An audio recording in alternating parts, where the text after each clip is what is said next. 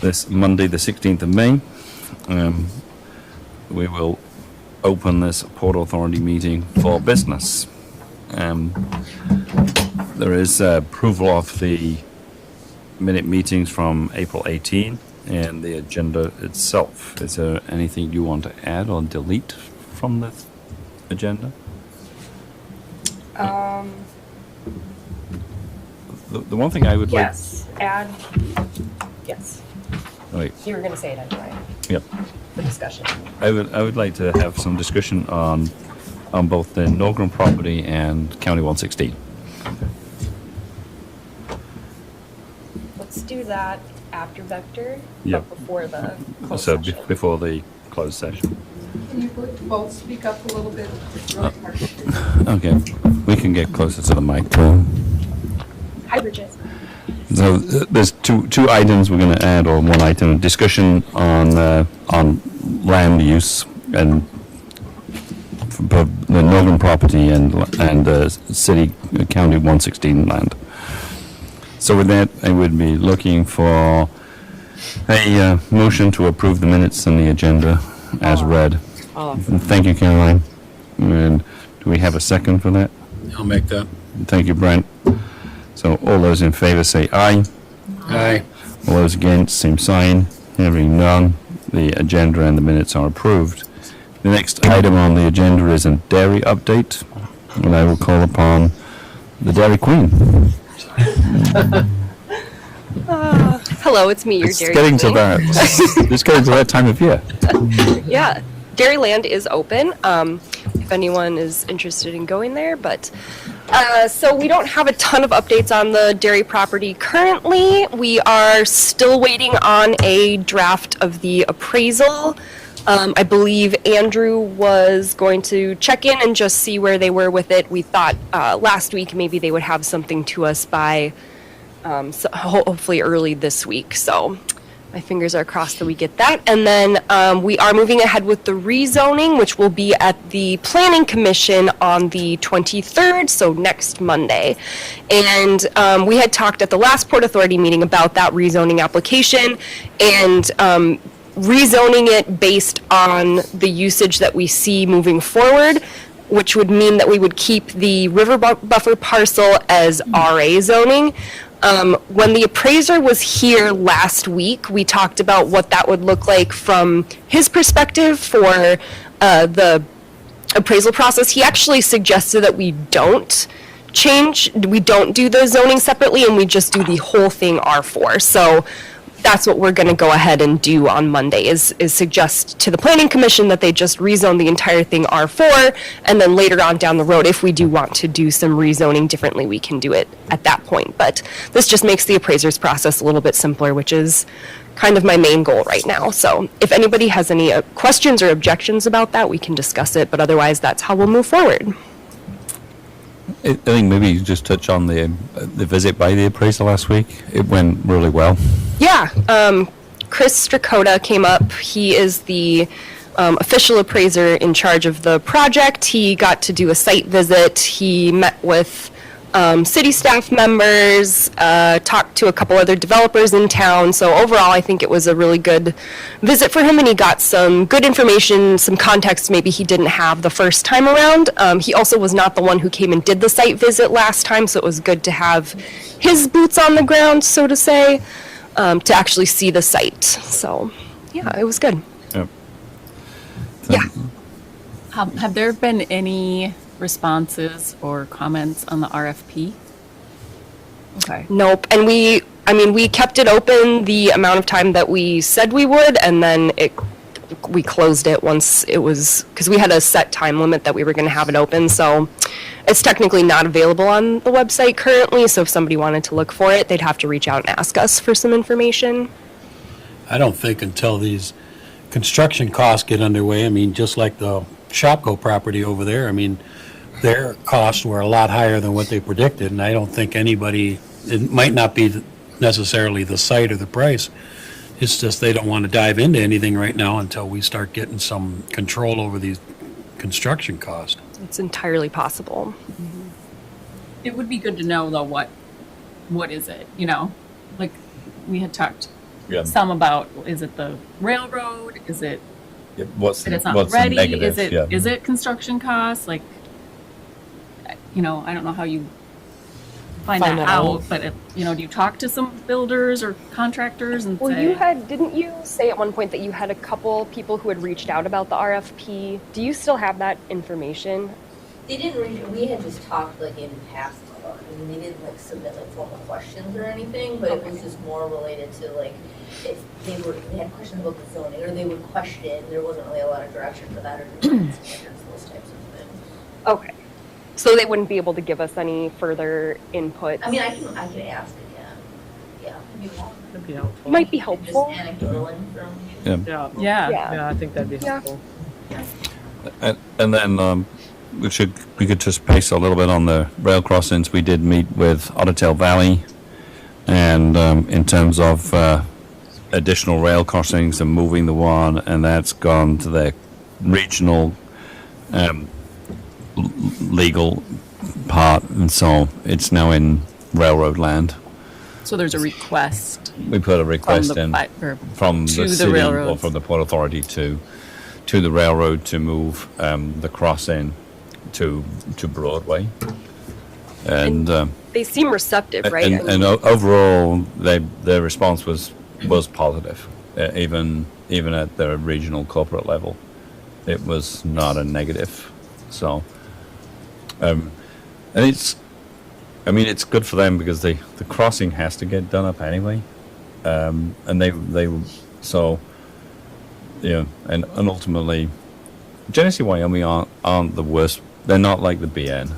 I mean, the BN are terrible to work with, but Genesee, Wyoming, you can just actually see something. You can actually meet somebody in face to face. So, and then we talked a little bit about the trail and things like that, and they weren't negative. it's one crossing, right? No, it's actually two. We're So hoping there'd for be- two, yeah. Two. There'd be kind of a one on the east end and one on the west end. Okay. Because right now there's just the one across or off of Because Use. technically, Barefoot Park is not really a crossing. It's kind of akin to, I don't know if people remember, like at the bottom of Lake Alice, there used to be kind of like a walk crossing there that kind of just evolved over time. Did you say the bottom of Lake Alice? Well, the south end of Lake Alice. Okay. I thought you meant like That took me a I know, second. I I was like, what are we talking It was about? like low water? Yeah, but that's because you dive in there and you go through that duct. Yeah. right. Okay. Yeah. Gross. Yikes. So it's those aspects of it are moving. Yeah, it would be good to know if that is a barrier or a question Yeah. on potential contractors' minds or What the cost. what the like issues are. Brent said. Yeah, we can look into that and just send some feelers out to maybe people who had asked not official questions but had expressed some interest. So I don't have any of that info, but if we can work together on that. Okay. And then will we open that up again at some Yeah, point? I think Yeah, Wait, we what- need to. if we can get through this piece and we get through the zoning, then we can be very specific about this is kind of what the property is, and especially if we can get some feedback from the rail, because I'm sure at this point in time you can't really access it very well. So I mean that would be a impediment for somebody to buy it. Right. Thank you. So whilst you're up there, would you like to talk about Vector Windows? Yes, so we did receive formal word that Vector Windows is withdrawing their purchase agreement on the Port Authority land by Progress Drive. So unfortunately, those 5 acres or those 5 parcels that we thought that Vector was going to be using, it is not, those are not going to be used by them at this time. So just kind of like a little bit of background, they are pushing back their building process probably about 3 to 5 years, just based on cost and how they're functioning currently. And so they are making some different choices currently to be able to continue operating and expanding, but they are still interested in continuing the conversation within the next few years. So there is still port land that could be available for them if we decide to go down that road with them. But for now, we'll just let them do what they need to do to expand in a way that they feel is best for them. So we are actively seeking new purchasers for the Progress Drive land. And I don't know, Bill, if you want to make any comments about the taxes? So we looked at, there may be a tax deferral that will be coming up this year, that we'd have to start paying property taxes on that. And then Rolf and I'll talk with him about the special assessments, because we have deferred them as the city. And the thought was that they would be becoming active this year, but when I pulled the resolutions from back then, they've been deferred for 15 years. We may not have to activate them, but let's say we sell them 3 years from now, then they'll have to be paid off over a shorter period of time, over 12 years instead of 15. So Rolf and I will get together and look at that resolution and kind of decipher how that works. So one positive of it is that we do now have a phase 1 environmental that was done, and we do have geotechnical information that we can pass on to anybody else who might be interested in that property. Way to go, Natalia. Well, no, I just have a question. Oh, I thought you'd got somebody interested in the property. It's like, Well, so my question is, on the tax bill, is that applicable to all 5 parcels or 1 or 2 of them? Are there any specific parcels where that we could maybe guide someone who might be interested into taking those parcels? I think it's all 5 of them are what was deferred, both taxes and special assessments. So when we figure that out, let's talk too, so you know exactly where we're at with that too. But I think it was the same on all the parcels, so, I think we submitted them all just as like a blanket yeah. thing to the county saying the uses, they're not being used, let's defer for a while. So. do you have anything else? Well, the next topic was talking a little bit about the Norgren and industrial land. Maybe we can start with the Norgren property. And obviously, historically in the past, we've looked at, the city bought that piece of property, or the Port Authority bought that property, clean it up. We've done quite a bit of plat work on portions of that land. And likewise, we're in a desperate situation regarding housing. And I was talking to Clara and about kind of like what can we do, and we had thoughts about whether we could you drive down the interstate and you see kind of like billboards that say land for $1 a square foot.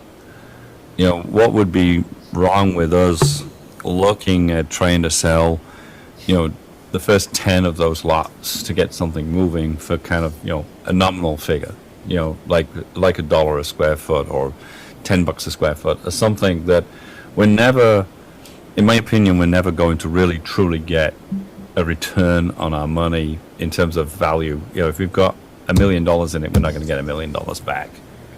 But if we could sell the lots and get houses built on it, then over time, the purpose of kind of owning the land and actually turning it into something more than rented farmland would obviously be there. And it's something for, not necessarily, I'm not looking for any decisions this evening or anything like that, but more to get, the little grey blood cells working as to other ways that we could do it.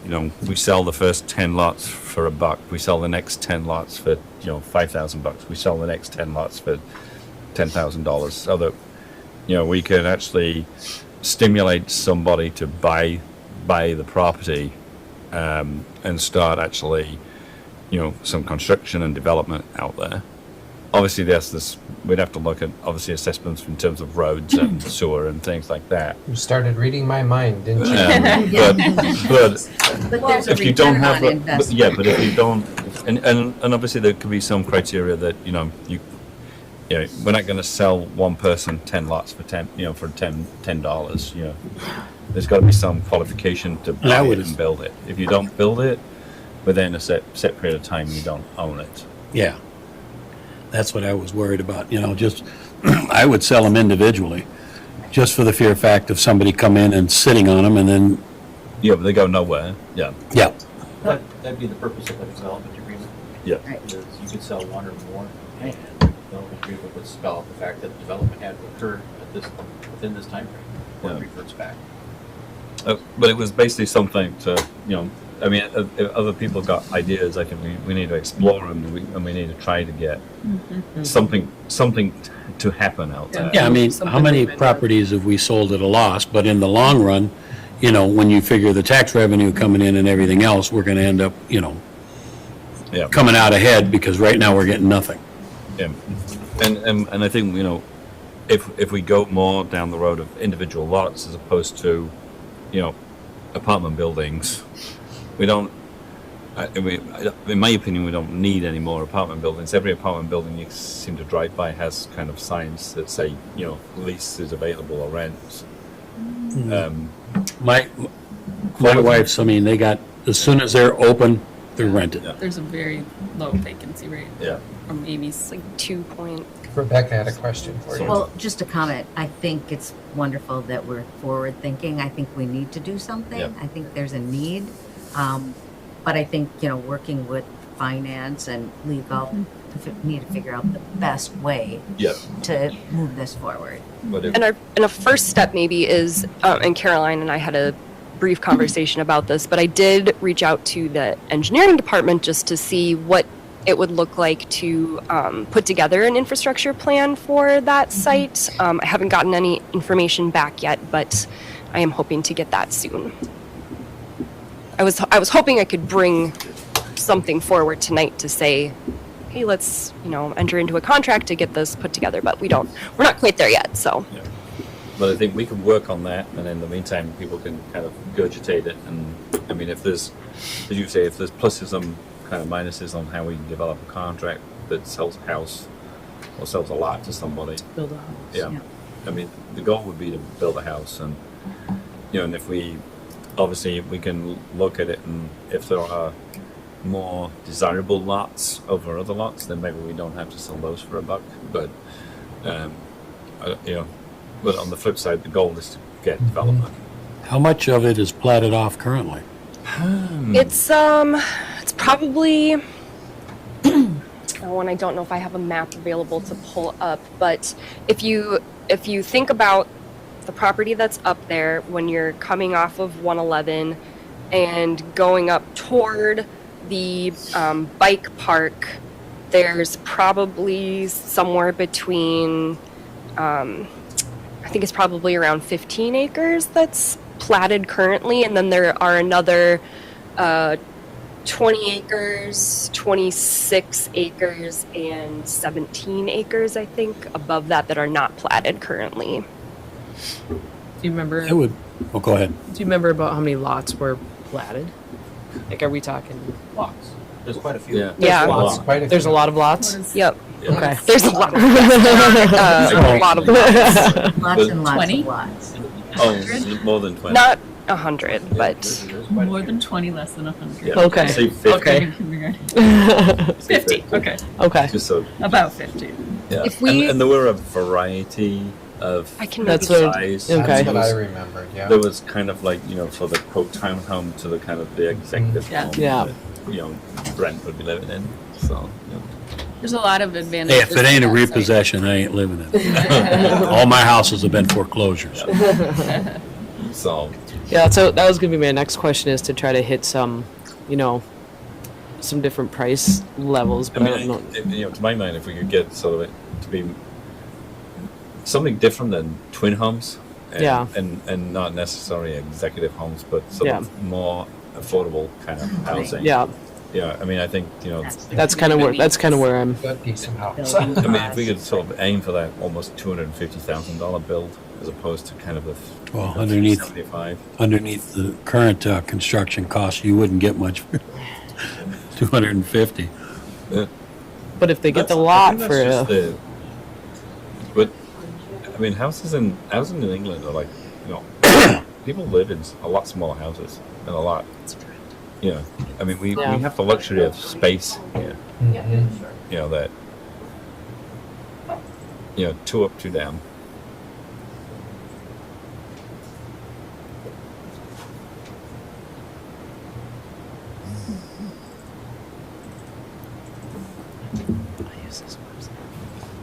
Damn. Oh, good, just so. So does Nick. It's 'cause you can see the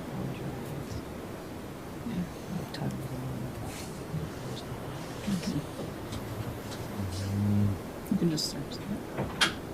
No, you just put just. yeah.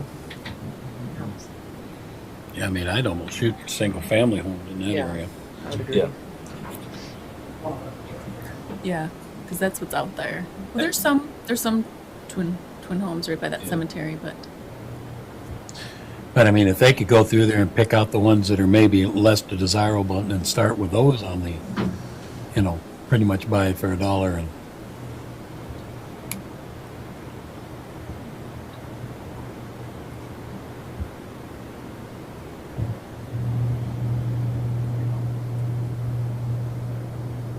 So it's right here. This was platted and then these are what remain unplatted. Maybe there is only 20. Yeah, I think that's, I thought there was more than that. I did.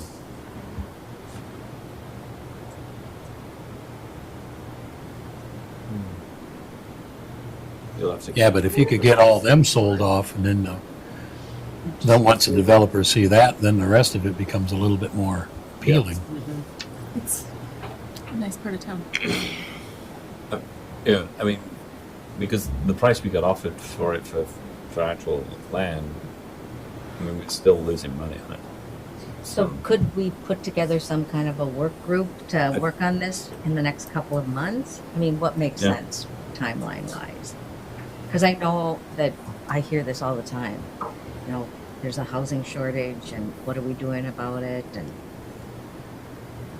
And That's where, you know, if there was kind of any kind of, you know, COVID type infrastructure grant aid, you know, I mean, if we put it into something like that, that would be a far better use of it. But I think, yes, you know, as you say, obviously to keep, if we've got a consensus that it's a good idea, then I think, as you say, some sort of working group of kind of, say, 2 or 3 people to help move this forward would be a good idea. So with that, I will turn it over to Clara to seek anybody that wants to help. Who would like to? My main goal is just to figure out the infrastructure piece of it so that we know what we're getting ourselves into. So So do I you will want a keep pushing on motion? that. From us to direct city staff to work on that? Sure. Yep. Yeah. Would you like to make that project? I would. Like, I'll second. Bridget is making a motion and Caroline is seconding it. So all those in favour say aye. Aye. All those against, same sign. Hearing none, motion is approved. So, basically, I mean, anybody that kind of wants to touch base with Clara, and then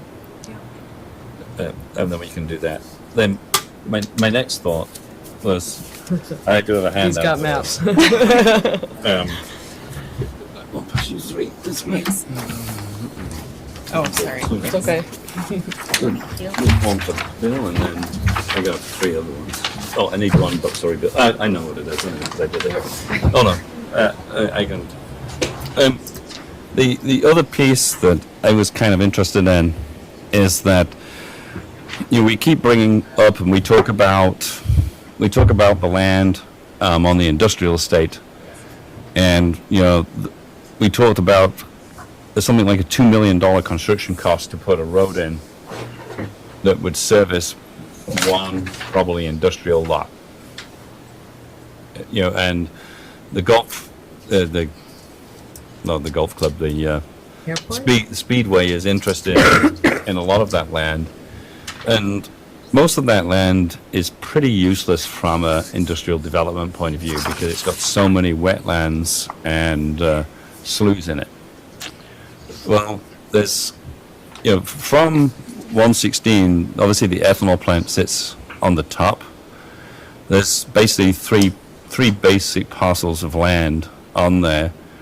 The middle one got sold last year to a developer, well, to an investor, should I say, rather than a developer. And then the furthest north one has also got sold to an investor, and the lower one is owned by a lady that lives in California that collectively we've had numerous conversations with over the course of time.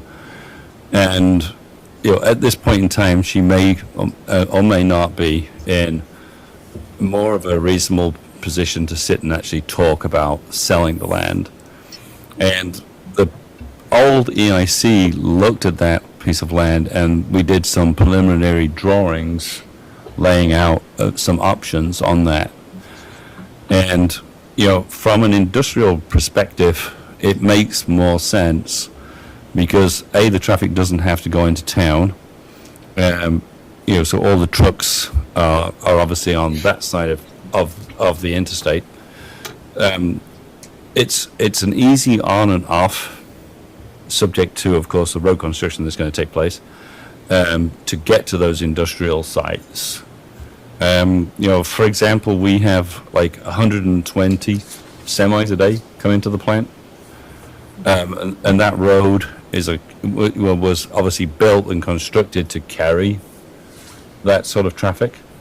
There's also natural gas that got brought up 116 to the plant, so there's access to natural gas off there. Where the livestock barn is, there's a substation there for natural gas, and that got rerouted, a new pipe coming from the north of Fergus, I think 2 years ago now. So all of the infrastructure for natural gas is in very good condition over there. There's a good aquifer there for anybody that wants to drill a well and use water that runs kind of actually literally through that area of 116.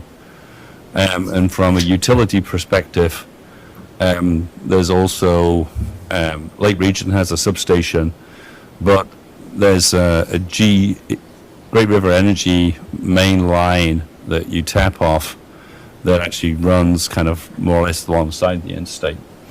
So there is a lot of physical infrastructure that's in that area that would not be too difficult to tap into. Obviously, we would have to look at how do we fund it, of course, which is always a question on everybody's mind. But to my mind, it would make more sense to look at that than spending a whole lot of dollars on in town. We'll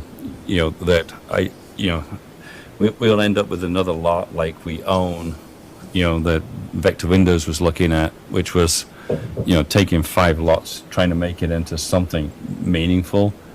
And even then, those lots have got a significant drop off, where this is basically, more or less flat land. So it's, again, something to think about and something to kind of, sort of like, gurgitate and see what questions we come up with. Do we know what those other lots sold for? I mean, we can look it up. Yeah, because I mean, if the spot we're talking about before, to bringing in $2 million to bring in a road, if a lot of that is not useful, Yeah. what is that lot worth versus what we would be looking at purchasing? So, yeah, I just, there's an offset. I mean, if that's really not a usable lot, do we have people interested in that lot who'd be willing to purchase that lot, which that funding could be used to purchase the other part? Yeah. Or reimburse it once we have purchased it? Yeah. I mean, obviously these lots don't have access to railroad, which is the one downside.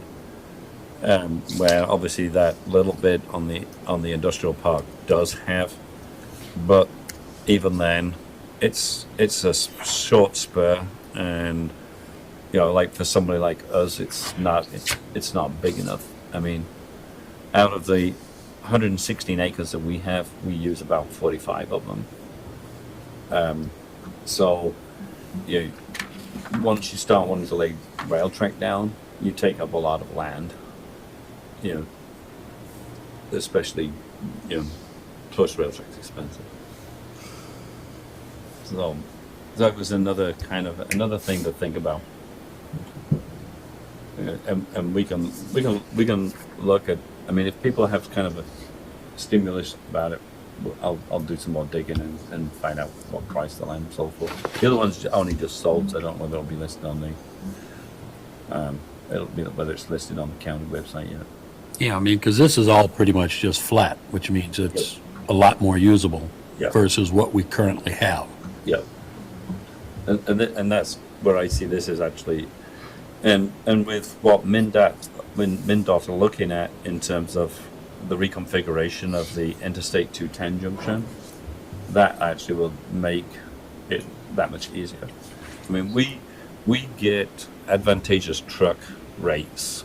Like, there's a lot of trucks come from basically Canada to St. Paul, and they carry fertilizer and they carry wheat, and they will give a discount to pick up from our plant to go back with a load to Canada because we are so easy on and off the interstate. You know, like a distiller's truck will be at the plant for say 20 minutes, 30 minutes at the most, to come in, get loaded, and be back on the road. So for a trucker, that's worth a lot. And a lot of them will even actually park and stay overnight. You know, we can take business away from Morris and sell for more per ton because they don't want to drive all the way across to Morris and then back again to the interstate. So, you know, this site, we don't exploit Fergus enough from its actual trunk where it sits. So it's a worthy thing. Did we have comments from an economic development perspective? I'm very pleased that you're talking about this. I think that there's a lot of opportunity right now. So, I mean, if you are interested in pursuing this, the timing is quite relevant because this listing went live in January and there have been no less than 10 pretty serious inquiries from a commercial and industrial standpoint on that property right now. So if you were to purchase it, I don't know that you necessarily have to hold it for that long. And there's a mix too, some retail. So it may not even be that you would necessarily need to purchase the entire 95 acres. I mean, it could be, you know, the northern half, the western half portion of that. But the owner is committed enough to have listed with an agent. They've already worked on, you know, some pricing. So I think right now it's really timely to consider that, considering the other potential for development that's in that area. And the accessibility, that is the one thing that I hear from interested parties is the accessibility to the interstate and that visibility that it offers as well. They don't have to drive all the way through town to get to an industrial site. So if you wanted, you know, some, I mean, I couldn't give you specifics on the inquiries, but I could give you numbers. I could give you some roundabout, you know, industry estimates if that would be, you know, beneficial to the conversation. It could be a low-level economic impact analysis with just general industries, just to show you what that could look like.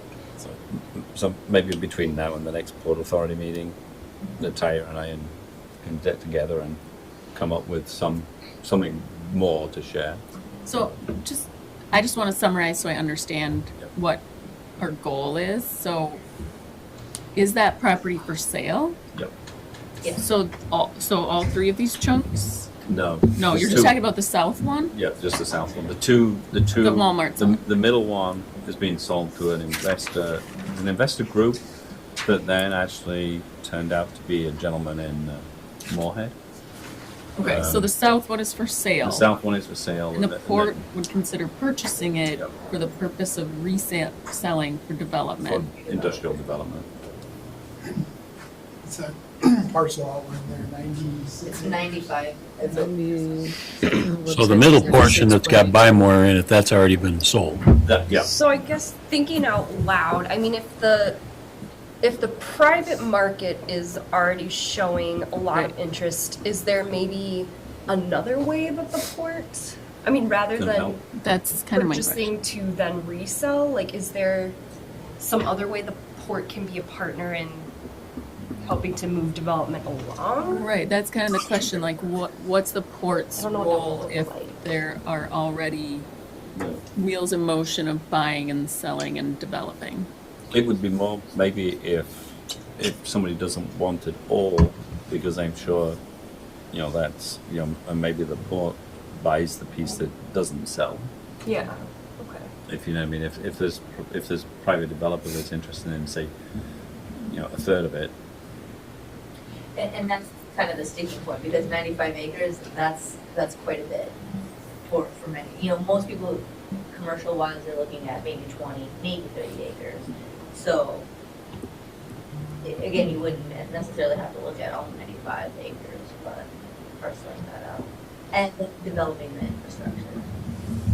That would make it more attractive, because again, that's another sticking point.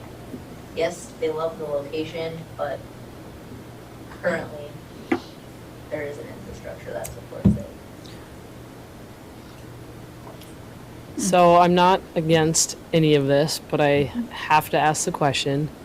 We didn't get any RFQs on the dairy, and we've got some bills to start paying there, right? Yep. And we're talking about the Nordic Property too, and trying to, potentially sell some lots for way less than what we are anticipating. So how do we? And that's something we'd have to look into. I haven't done any research Right. on how we pay for it. Right. And it's more about,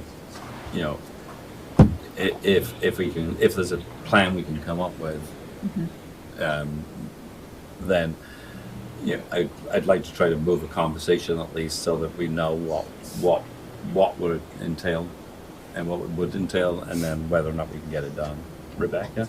Well, and Anthony, you kicked this off with that, talking about the speedway, the racetrack, and that property there. Was there some kind of trade-off you were technically, thinking? the Speedway always keeps intimating they want to buy that land. I wondered if that's where you're going And with so, this. obviously, that would be a source of some revenue, but not enough. Yeah. So that's, I just look at that piece of land and it's like, nobody's ever going to do anything with it, from an industrial perspective. So, thank you for the clarity. Yep. I wondered if that's where Yep. you're going with that. Oh, why do you say that? Just because it's so awkward. It costs. Oh, you mean the Speedway one? Yeah. Oh, I'm sorry. I Yeah, thought you meant. sorry. I was like, wait Okay. a second. No. I thought this was prime land. Yeah. I think what's encouraging to me is that we're demonstrating that we can be flexible with what we've been given, because this port inherited that land that was purchased for industrial growth over by what is now the racetrack. We have made moves to try to get it sold. It hasn't been a ton of interest. It is an awkward piece of land. So this is just a shift in perspective that I think is healthy. And it might be that we have to look at something like Western Industries again, that type of structure. But does that awkward piece of land does it actually serve another purpose? Is there another use for that land that would be appealing for that kind of? I think, obviously to my mind, like the racetrack would obviously likes it, Yeah, but do they like all of it? but I think that would be the thing that you would probably encourage them to go maybe all or nothing. Because that little bit at the bottom is such a, owning, if you buy those kind of fields, that land, to mitigate the wetlands is extremely difficult. I don't think anybody was going to take them on board. It's easier to start with kind of a piece of somewhat flat land that you can deal with. So do we need a motion to move this forward? I mean, Why are we? Yeah, I mean, To do the, I'm wondering, do we tie this conversation in with our strategic planning and our comprehensive planning to, because we do still have, there was gonna be a road connection going across that land that we probably still need to figure out, like, is that a connection that we need? And maybe that's part of a larger conversation. and maybe we have to find out how serious the Speedway group are. You know, I mean, you know, they're leasing it again, but I mean, in fairness, we've been the ones that have probably drug our feet as much as anything on trying to sell it, because we wanted to hold it for kind of a magical industrial use. just for the record, I'm not suggesting that we buy this land No, right now. I'm just suggesting that we keep this on the table. yeah, we Yeah. explore, yeah, and that's kind of, and I think that's where, as you say, whether we need a motion, I'll dig out some values, and then hopefully then at the next Port Authority meeting we can share those. I just know we still have more business and we're running out of Right. time. Okay. Kicking people off. Yeah, as we're coming in, we're gonna kick them out. So that's kind of where we're at. So maybe then the final piece is to close the meeting to discuss some threatened litigation